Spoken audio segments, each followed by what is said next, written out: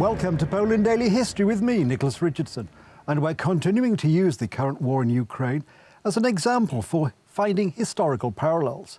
And one very good parallel, based on the attempted coup in Moscow, well, they didn't quite get to Moscow this weekend, is the Kornilov affair. And to discuss that in more detail, I'm delighted to be joined by Adam Starzyński. Adam, welcome back. Thank you for having me. Well, we saw at a time of war and crisis an attempted coup in Russia over the weekend. You're not quite sure what actually happened and what was supposed to happen. But of course it does, when we think of historical parallels, it does bring to mind something not dissimilar, the Kornilov affair of 1917. Yes, as you mentioned, they aren't really sure exactly what happened in Moscow in these past days. But the same can be said about the Kornilov affair, which took place more than 100 years ago, and historians are still deeply divided on what exactly happened.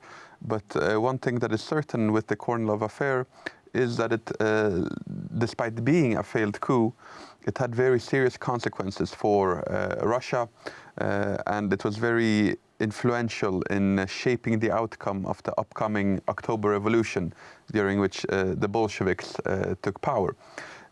If we look at what happened over the past few days here in Russia with Mr. Prigozhin, the leader of the Wagner Group, what happened with this attempted coup, we must mention that he felt that he was being pushed up against the wall. On July 1st, it was intended that his private military contractors, the Wagner PMC, they were all supposed to sign contracts with the Russian Ministry of Defense and thus fall under their command instead of his. A command which, to be fair, the leader had been very skeptical of.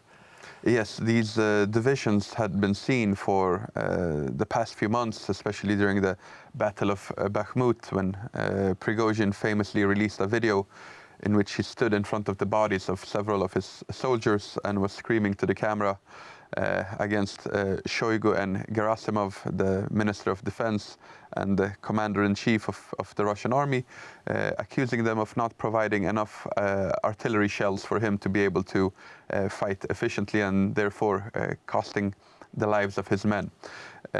These are the types of tensions that arise in a country and in an army when a war isn't going as planned. If you're advancing by dozens of kilometers per day, if you're being successful on the battlefield, then this form of conflict wouldn't arise. But with the difficulties that the Russians have faced in Ukraine, these are the tensions that start to simmer beneath the surface.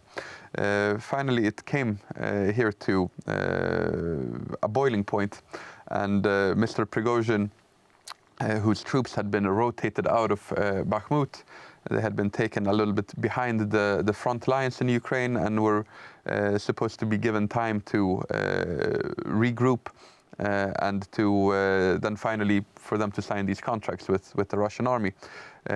Instead, they used the fact that they were now closer to the borders with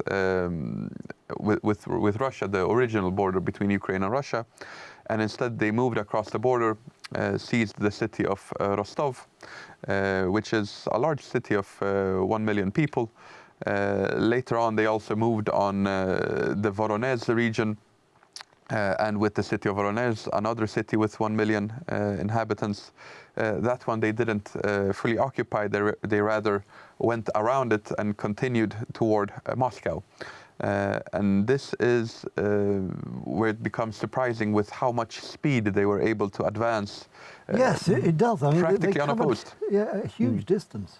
Absolutely, and there were a couple of incidents of the Russian Air Force striking these military columns moving toward Moscow, but they were actually very far and few. They might have also been discouraged by the fact that Mr. Prigozhin brought a lot of anti-air defense systems with him and shot down a number of helicopters. We're unsure whether it was 4 or 5 or even 6.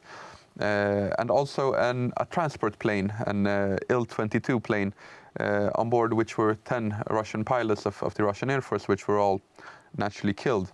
So now, of course, that the coup seems to be over,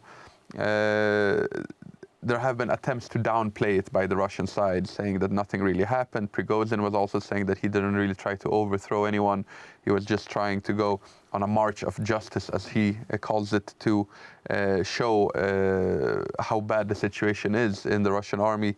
But the fact is that a lot of Russians were killed during that day, and that will be very difficult for the Russian army to forget and forgive.